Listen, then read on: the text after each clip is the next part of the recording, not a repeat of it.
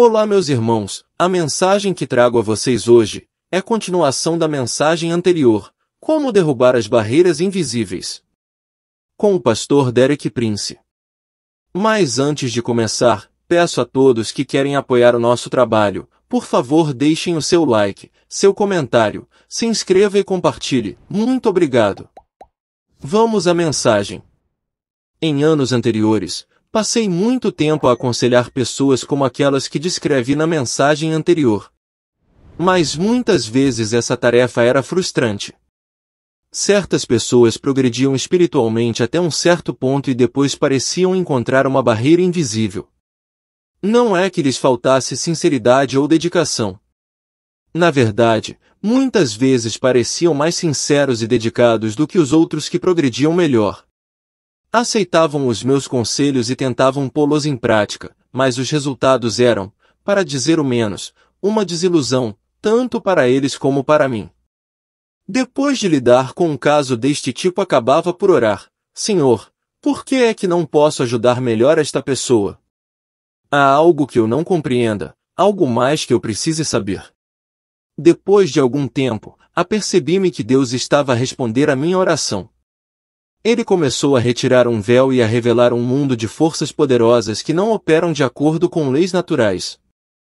A revelação não veio de uma só vez, mas passo a passo, à medida que eu discernia um fio único que percorria uma série de incidentes aparentemente sem ligação entre si.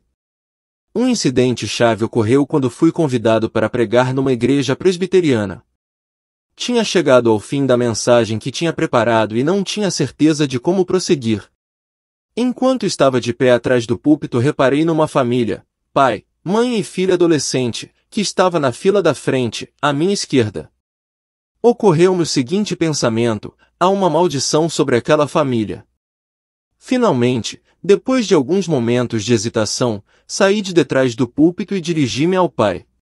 Expliquei-lhe o que estava a sentir e perguntei-lhe se gostaria que eu revogasse a maldição e libertasse a família no nome de Jesus. Ele respondeu imediatamente que sim. Era a primeira vez que eu estava a fazer algo do gênero e fiquei bastante surpreendido pelo fato do homem ter aceito a minha proposta tão prontamente. Só mais tarde percebi por quê.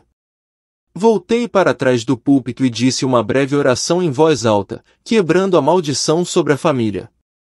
Não toquei em nenhum membro da família enquanto orei, mas quando concluí com as palavras no nome de Jesus, houve uma reação distinta, visível e física por parte de toda a família. Cada um deles pareceu estremecer por um momento. Nessa altura reparei que a garota, que tinha cerca de 18 anos, tinha a perna esquerda engessada, desde a parte superior da anca até ao pé. Dirigi-me novamente ao pai e perguntei-lhe se esse gostaria que eu orasse para que a perna da sua filha fosse curada. O homem respondeu novamente de uma forma muito positiva e acrescentou: mas precisa de saber que ela já partiu a mesma perna 3 vezes em 18 meses e os médicos dizem que ela já não vai sarar.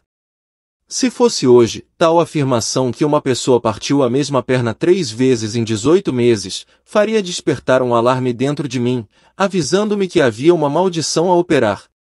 Contudo, naquela altura não vi qualquer ligação entre uma maldição e uma série de incidentes tão fora do comum. Peguei na perna engessada, segurei-a nas minhas mãos e orei uma simples oração de cura. Algumas semanas mais tarde recebi uma carta do pai agradecendo-me pelo que tinha acontecido.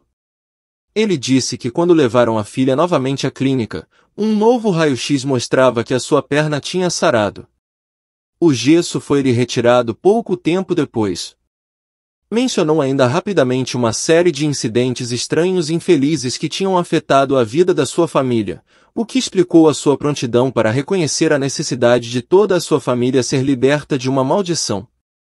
Nos meses seguintes, continuava a vir à minha mente este incidente. Senti que havia algo de significativo sobre a ordem pela qual o Espírito Santo me havia conduzido. Primeiro, ele tinha revelado a maldição que estava sobre a família e tinha me impelido a cancelá-la. Só então é que ele me libertara para orar pela cura da perna da garota. Será que a perna teria sido curada se eu tivesse orado por cura antes de cancelar a maldição? Quanto mais ponderava sobre isto, mais convencido estava de que a revogação da maldição tinha sido essencial para a cura da perna da garota. Aquela era uma barreira invisível que teria impedido a cura que Deus queria que ela recebesse. Tudo isto se parecia encaixar com um incidente na minha própria vida. Em 1904, o meu avô materno tinha comandado uma força expedicionária britânica com o propósito de suprimir a rebelião Boxer na China. Ele tinha regressado com vários objetos de arte chinesa, os quais se tornaram parte do patrimônio da família durante gerações. Em 1970, quando a minha mãe faleceu, herdei alguns desses objetos. Uma das peças mais interessantes era um conjunto de 4 dragões finamente bordados, aos quais foi dado um lugar de honra nas paredes da nossa sala. A combinação de cores, especialmente carmesim e escarlate, era tipicamente oriental. Os dragões apresentavam 5 garras em cada pata, o que, segundo a informação de um perito, indicava que eram dragões imperiais. E, uma vez que o meu avô e eu tínhamos sido muito chegados, traziam-me memórias da minha infância na sua casa. Por volta dessa altura, comecei a sentir uma espécie de oposição ao sucesso do meu ministério que eu não era capaz de definir ou identificar. Essa oposição manifestava-se sob vários tipos de frustrações, aparentemente sem ligação umas com as outras, mas que produziam uma pressão acumulada contra mim. Encontrei barreiras de comunicação que nunca tinham existido com pessoas que me eram próximas. Outras pessoas com quem eu estava a contar não foram capazes de cumprir com os seus compromissos. Um legado substancial da propriedade da minha mãe foi adiado interminavelmente devido à falta de eficiência de um advogado. Acabei por separar algum tempo para oração intensiva e jejum. Não demorou muito até que eu começasse a ter uma mudança de atitude em relação aos dragões. De tempos a tempos, ao olhar para eles, perguntava-me: quem é que na Bíblia é representado por um dragão? Não tinha qualquer dúvida quanto à resposta: Satanás. Apocalipse 12, versículos 1 ao 12, a esta questão seguia-se outra: será apropriado para ti, enquanto servo de Cristo, exibires na tua casa objetos que simbolizam o grande adversário de Cristo, Satanás? A resposta foi novamente clara: não. A minha luta interior prolongou-se por mais algum tempo, mas, finalmente, acabei por me livrar dos dragões. Fiz isso apenas como um ato de obediência, sem qualquer motivo subjacente. Naquela altura eu estava a servir na igreja como ensinador da Bíblia, falando a vários tipos de grupos por todos os Estados Unidos. O meu salário, que provinha dos honorários que eu recebia, era apenas o suficiente para cobrir as necessidades básicas da minha família. Contudo, pouco tempo depois de me ter desfeito dos dragões, a minha situação financeira sofreu um melhoramento relevante. Sem qualquer planejamento especial da minha parte, ou qualquer mudança significativa na natureza ou alcance do meu ministério, o meu salário aumentou para mais do dobro. O meu legado, há muito tempo bloqueado, acabou também por me ser entregue. Comecei a pensar se haveria algum princípio oculto que ligasse este melhoramento inesperado das minhas finanças pessoais com a cura da gatora que tinha a perna partida. No caso dela, uma maldição sobre a família tinha funcionado como uma barreira invisível que impedia a cura.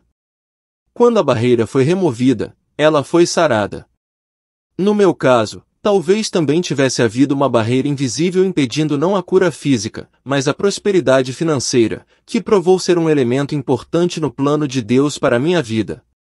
Quanto mais ponderei sobre o assunto, mais seguro fiquei do fato de que aqueles dragões bordados tinham trazido uma maldição sobre a minha casa. Ao me desfazer deles, libertei-me da maldição e abriu-se a porta para a bênção que Deus tinha planejado para mim. Estas mudanças permitiram-me comprar uma casa, a qual desempenhou um papel importante no subsequente alargamento do meu ministério. 9 anos mais tarde vendi aquela casa pelo triplo do preço que tinha pago por ela.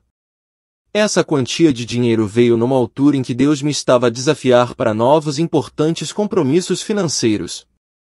Aquela experiência com os dragões deu-me um novo discernimento sobre a passagem em Deuteronômio 7, versículos 25 ao 26, quando Moisés avisou Israel contra qualquer associação com as nações idólatras de Canaã. As imagens de escultura de seus deuses queimarás a fogo, a prata e o ouro que estão sobre elas não cobiçarás, nem os tomarás para ti, para que não te enlaces neles, pois abominação são ao Senhor, teu Deus. Não meterás, pois, abominação em tua casa, para que não sejas anátema, assim como ela, de todo a detestarás e de todo a abominarás, porque anátema é. Os meus dragões bordados não eram imagens de escultura, mas eram de certeza imagens de um deus falso que há milhares de anos era adorado na China. Ao trazê-los para minha casa, sem saber, tinha-me exposto, a mim e a minha família, a uma maldição. Fiquei tão grato ao Espírito Santo por abrir os meus olhos para aquilo que estava em causa. Isto levou-me a fazer um estudo sistemático dos ensinamentos da Bíblia sobre bênçãos e maldições.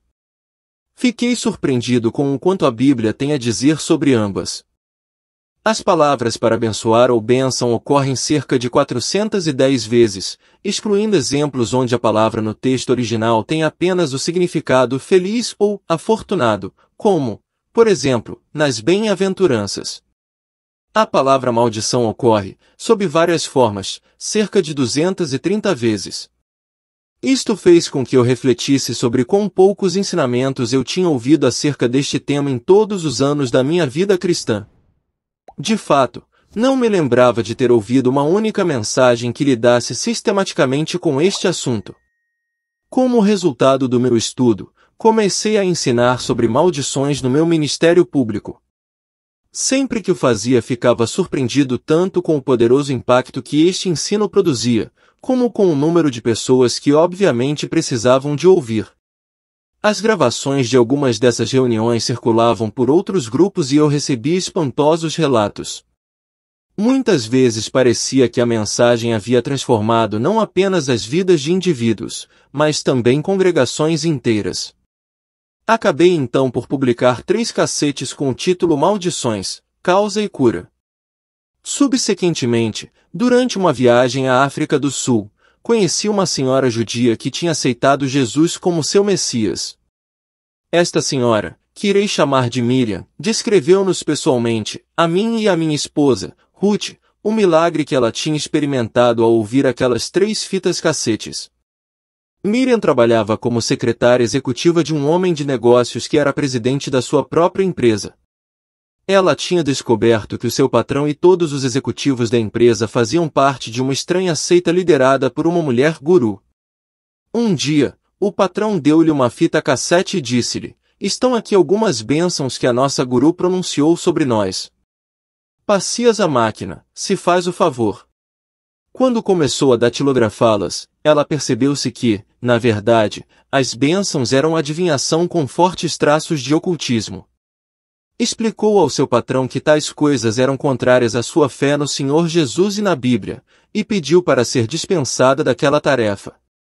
O seu patrão foi atencioso e pediu desculpa por lhe ter pedido para fazer algo que ia contra a sua consciência.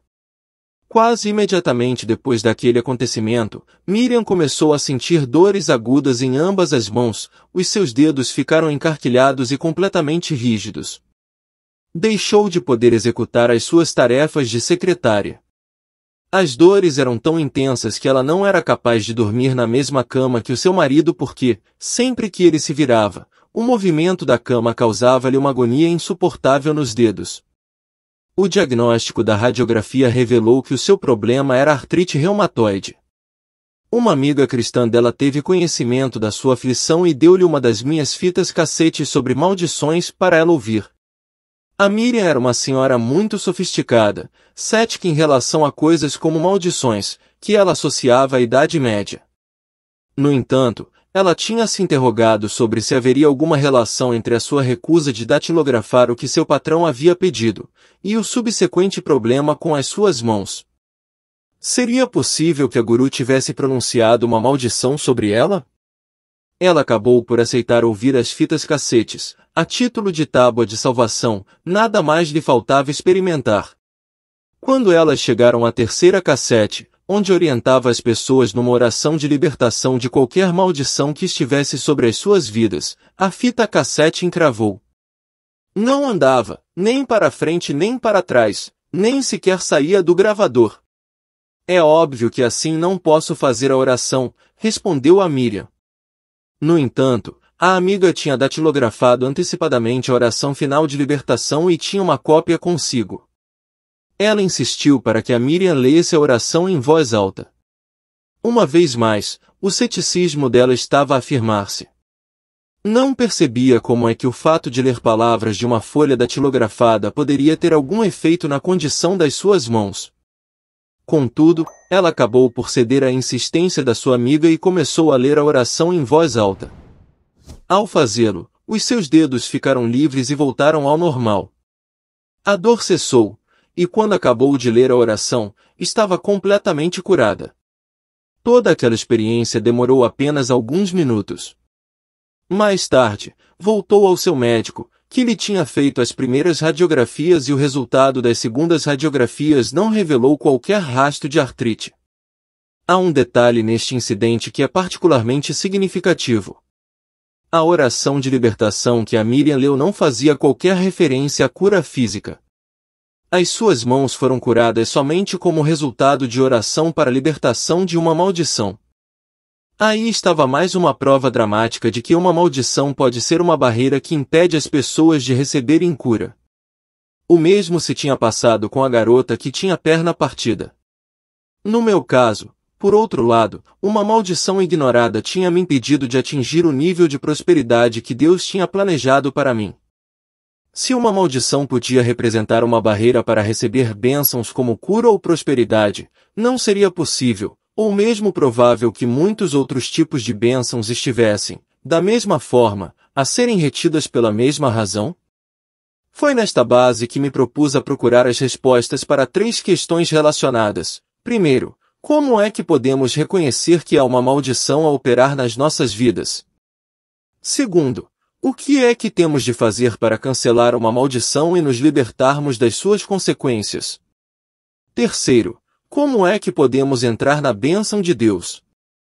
Bem, estas respostas estarão nas próximas mensagens. Amém, irmãos? Logo postarei aqui a continuação desta mensagem. Deixem seu clique na mãozinha se gostou, e compartilhe. Deus os abençoe.